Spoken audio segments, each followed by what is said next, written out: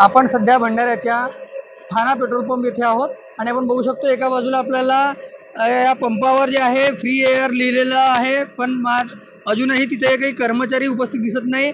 म्हणजे खरं पाहायला गेलं तर नावापुरता ही सेवा सुविधा इथं दिली जाते.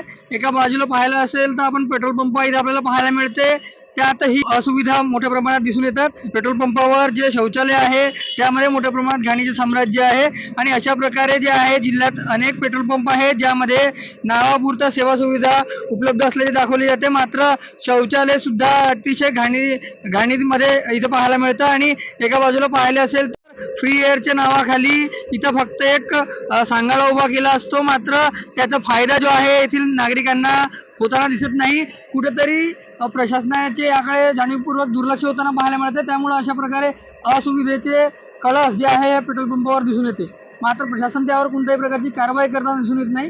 त्यामुळे सामान्य नागरिक आता हैराण झालेले आहेत आणि अशा असुविधायुक्त पेट्रोल पंपावर कारवाई व्हावी अशी मागणी नागरिक करत आहेत. रुपेश सपाटे, T9 मराठी, भंडारा.